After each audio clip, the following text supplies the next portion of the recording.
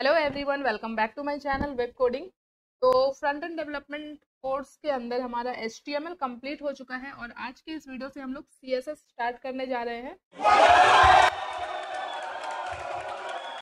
तो चलिए सबसे पहले समझते हैं कि CSS होता क्या है। CSS का फुल फॉर्म होता है कास्केडिंग स्टाइल शीट्स। क्या होता है? Cascading style sheets. And CSS का यूज किया जाता है HTML एलिमेंट्स के अंदर स्टाइल ऐड करने के लिए। जिससे क्या होता है, हमारा वेबसाइट काफी अट्रैक्टिव बनता है, काफी ब्यूटीफुल बनता है और काफी कलरफुल लगता है। सीएसएस का यूज करके हम लोग अपने अकॉर्डिंग कलर्स ऐड कर सकते हैं, फॉन्ट्स ऐड कर सकते हैं, लेआउट वगैरह अपने अकॉर्डिंग हम लोग चेंज कर सकते हैं। जब हम लोग HTML के अंदर कोई हेडिंग ऐड करते हैं तो बाय डिफॉल्ट उसका कलर क्या होता है? ब्लैक होता है। ये हम लोगों ने देखा होगा HTML के अंदर ऑलरेडी। तो हम चाहते हैं कि जो हम हेडिंग ऐड कर रहे हैं उसमें कुछ कलर हो जाए, जैसे ब्लैक की जगह वो ब्लू में दिखे एंड उस हेडिंग के पीछे एक बैकग्राउंड दिखे। ये सारी चीजें हम लोग CSS के थ्रू कर सकते हैं और इससे हमारा जो वेबसाइट है काफी अच्छा दिखता है और काफी अट्रैक्टिव दिखता है। तो सबसे पहले हम लोग देखते हैं कि CSS को HTML के साथ ऐड कैसे करते हैं, लिंक कैसे करते हैं। हमने HTML फाइल तो पूरा क्रिएट कर लिया, हमने एलिमेंट ऐड कर लिए। अब अगर मुझे उसमें CSS लगानी है, CSS को कैसे जोड़ा जाता है HTML के साथ, ये हम लोग पहले देखेंगे। बिल्कुल प्रैक्टिकल के साथ सारी चीजें देखने वाले हैं। तो अपना VS कोड आप लोग स्टार्ट कर लीजिए फटाफट। मैं भी अपना VS कोड स्टार्ट करती हूँ। यहाँ पे मैं अपने सेम फोल्डर में आ चुकी हूँ, फ्रंट एंड डेवलपमेंट कोर्स के फोल्डर में। तो यहाँ पे एक नया फोल्डर क्रिएट करते हैं और लास्ट जो वीडियो है, 12th वीडियो, हमने टोटल 12 वीडियो में हमने HTML कंप्लीट कर लिया है। तो इस फोल्डर के अंदर मैं नेम दूंगी वीडियो 13। वीडियो 13 से हमारा CSS स्टार्ट हो रहा है। तो ये मैंने ओपन किया फोल्डर को और राइट क्लिक करके ओपन विथ कोड पे क्लिक किया। तो मेरा VS कोड ओपन हो चुका है। अब यहाँ पे हम लोग जल्दी से एक फाइल बनाते हैं, index.html।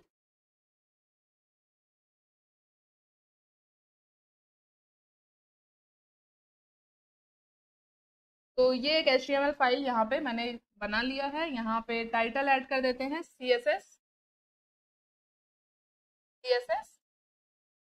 इंट्रो। अभी जो मैंने आपको बताया, सपोज मैंने एक हेडिंग लिया, यहाँ पे मैंने लिखा वेलकम टू वेब कोडिंग। जैसे यहाँ पे प्रीव्यू ओपन कर लेते हैं। तो HTML में मैंने ये हेडिंग ऐड किया, तो अभी क्या है, इसका कलर ब्लैक है। बाय डिफॉल्ट इसका कलर ब्लैक है और इसका फॉन्ट साइज भी होगा कुछ बाय डिफॉल्ट। अभी यहाँ पे अगर H2 टैग लेंगे तो इसका फॉन्ट साइज थोड़ा कम होगा H1 से। HTML एलिमेंट के थ्रू जो भी हम ऐड करते हैं उसमें बाय डिफॉल्ट कुछ ना कुछ कलर, फॉन्ट साइज, ये सारी चीजें होती हैं। अभी मुझे इस, ये भी मैंने H1 ही लिया है, यहाँ पे H2 लेना था मुझे। ये देखो, H2 का फॉन्ट साइज कम हो गया। तो ये एलिमेंट्स पे डिपेंड करता है कि आप कौन सा एलिमेंट ले रहे हो। बट मैं अगर चाहूँ तो इस H2 को भी H1 के साइज का बना सकती हूँ। वो हम लोग अभी आगे देखेंगे सारी चीजें। अभी हम लोग सबसे पहले देखते हैं कि CSS को HTML से लिंक कैसे किया जाता है, CSS को HTML में ऐड कैसे किया जाता है। HTML में CSS को ऐड करने के लिए 3 तरीके होते हैं हमारे पास। यहाँ पे मैं लिख रही हूँ। पहला जो तरीका होता है वो होता है इनलाइन CSS। ठीक है।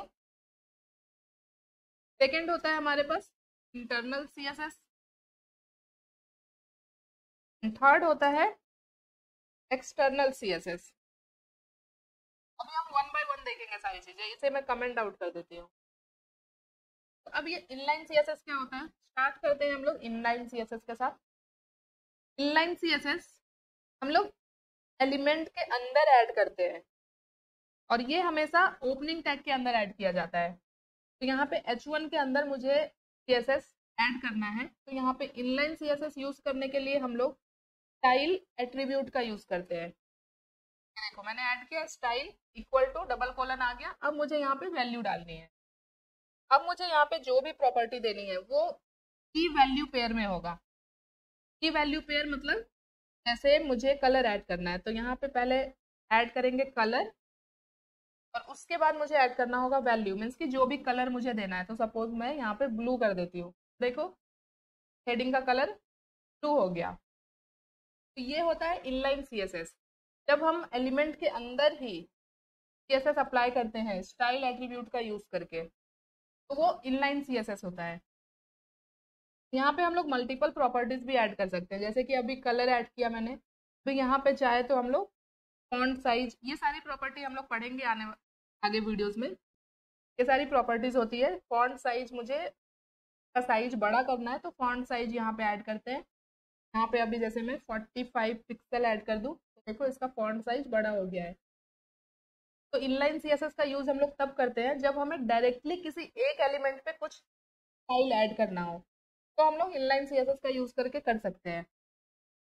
बट अब प्रॉब्लम ये आती है कि जब हमारे पास बहुत सारे एलिमेंट हैं, जब हम एक पूरी वेबसाइट बनाएंगे तो बहुत सारे एलिमेंट होंगे हमारे पास।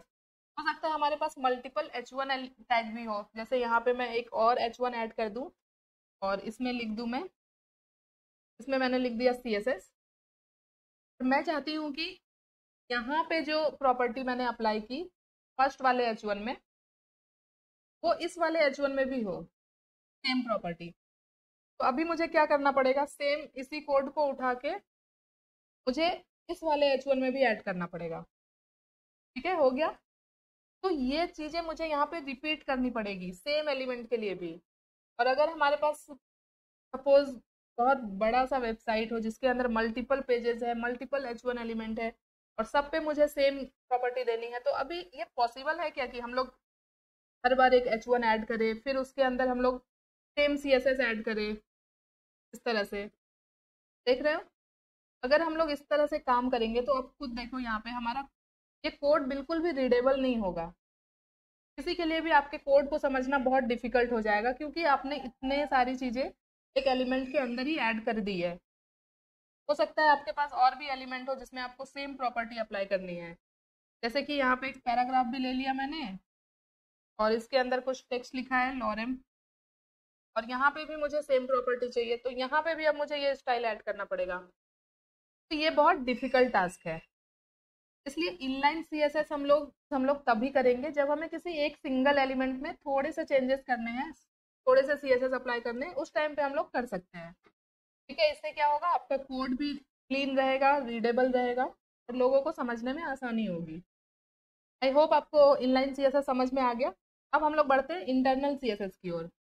तो इंटरनल सीएसएस को ऐड करने के लिए हम लोग स्टाइल टैग का यूज करते हैं। यहाँ पे कंफ्यूज मत होना, इनलाइन सीएसएस ऐड करने के लिए स्टाइल एट्रीब्यूट का यूज होता है और इंटरनल सीएसएस यूज करने के लिए स्टाइल टैग का यूज होता है। और अब स्टाइल टैग कहाँ पे यूज होता है वो देखते हैं। स्टाइल टैग का यूज करते हैं हम हेड टैग के अंदर। HTML का जो हेड सेक्शन होता है उसके अंदर हम लोग स्टाइल टैग ऐड करते हैं, ये देखो। और इस स्टाइल टैग के अंदर सारी जो भी CSS हमें अप्लाई करनी है वो यहाँ पे ऐड करते हैं।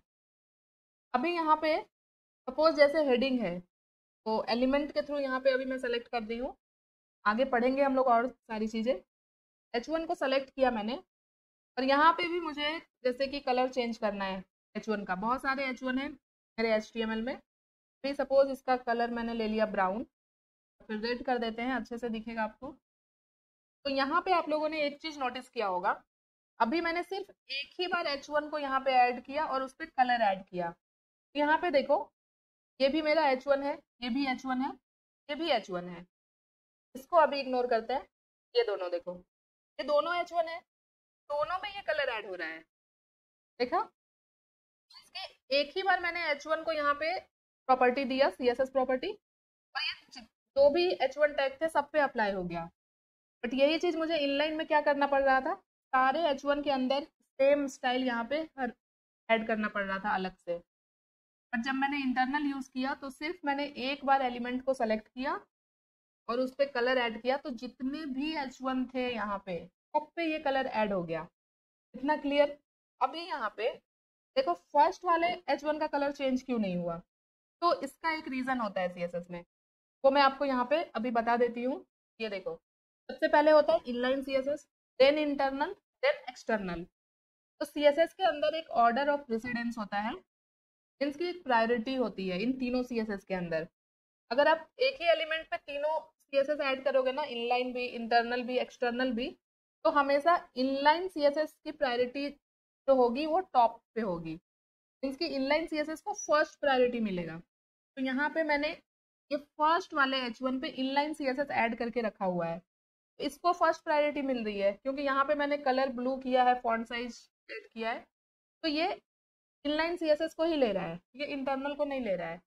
अभी यहाँ पे भी मैं अगर फॉन्ट साइज ऐड कर दूँ, फॉन्ट साइज यहाँ पे कर देते हैं 45 पिक्सल, इसका भी फॉन्ट साइज बड़ा हो गया। इन दोनों H1 पे तो देखो एक साथ दोनों अप्लाई हो रहा है, बट इस पे अप्लाई नहीं हो रहा है क्योंकि यहाँ पे हमने इनलाइन ऐड करके रखा है और इनलाइन की प्रायोरिटी फर्स्ट प्रायोरिटी होती है। अगर अभी मैं यहाँ से ये हटा दूंगी तो देखो इस पे भी फिर इंटरनल वाला ऐड हो जाएगा, इंटरनल सीएसएस के अंदर जो ऐड किया है वो ऐड हो जाएगा। बट यहाँ पे अगर मैं फिर से ऐड करूँ तो वापस से ये इनलाइन वाला ले रहा है, इसकी टॉप प्रायोरिटी जो होती है वो इनलाइन सीएसएस की होती है। ये क्लियर हो गया? देखो बहुत सारी चीजें हैं, हम लोग धीरे धीरे सीखेंगे सारी चीजें, बट उसके लिए आप लोगों को पूरी वीडियो देखनी पड़ेगी क्योंकि वीडियो के अंदर बहुत सारी चीजें होती है सीखने के लिए, तो वो आप पूरी वीडियो देखोगे और बिना स्किप किए देखोगे तभी आपको समझ में आएगा। अभी हम लोग एक्सटर्नल सीएसएस देखेंगे, उसके बाद मैं आपको बताऊंगी कि हम लोग ऑर्डर भी चेंज कर सकते हैं। अगर मैं चाहती हूँ कि मैंने यहाँ पे इनलाइन भी ऐड किया है, फिर भी मैं चाहती हूँ कि नहीं, यहाँ पे इंटरनल में जो ऐड किया है वही अप्लाई हो, इनलाइन वाला को फर्स्ट प्रायोरिटी ना मिले, तो हम लोग उसके लिए क्या करते हैं वो मैं आपको लास्ट में बताऊंगी।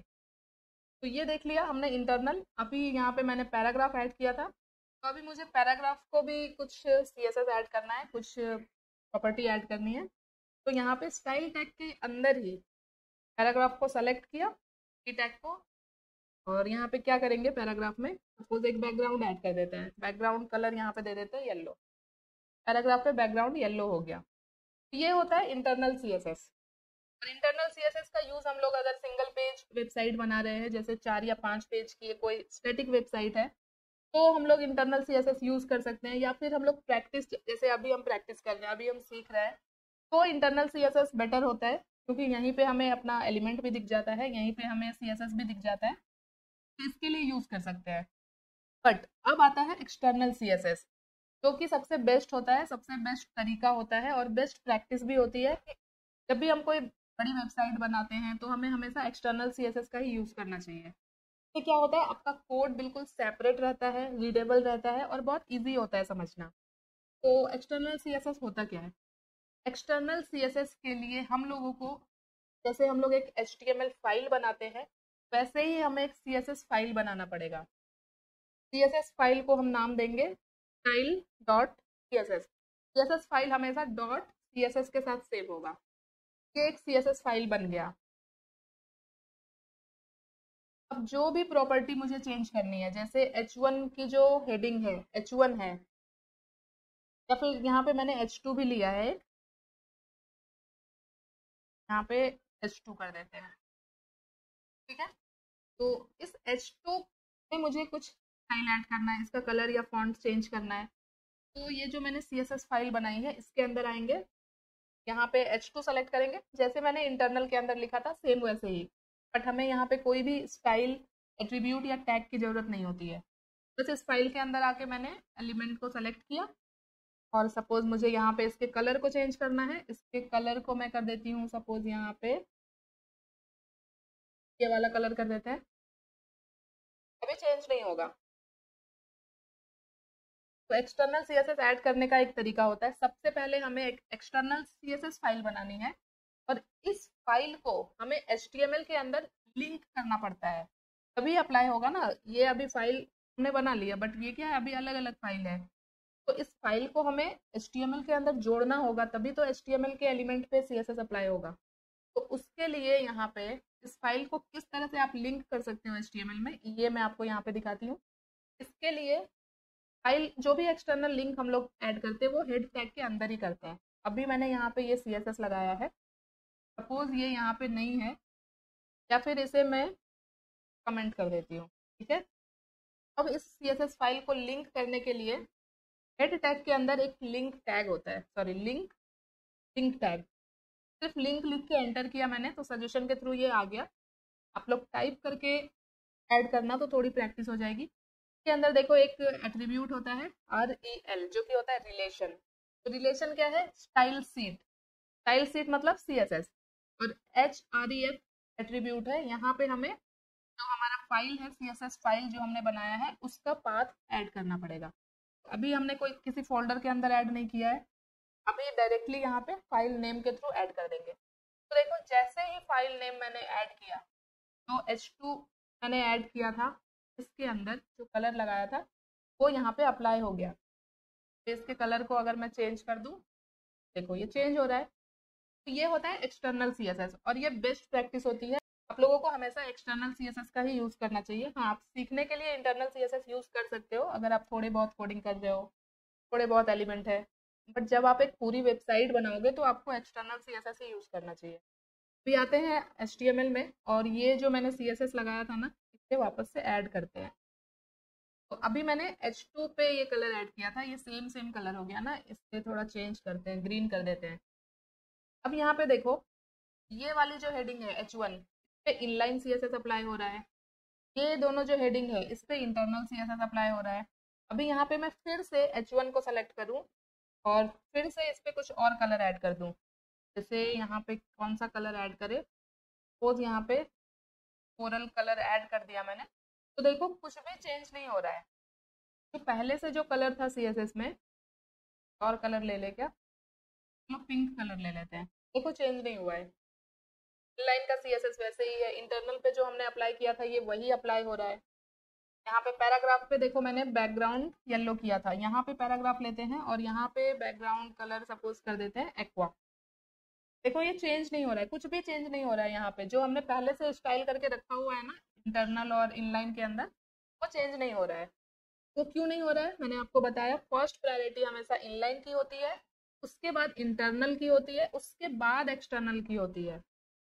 तो हमने यहाँ पे फर्स्ट वाले हेडिंग में इनलाइन CSS लगा के रखा हुआ है, तो ये क्या कर रहा है, यही वाला ले रहा है।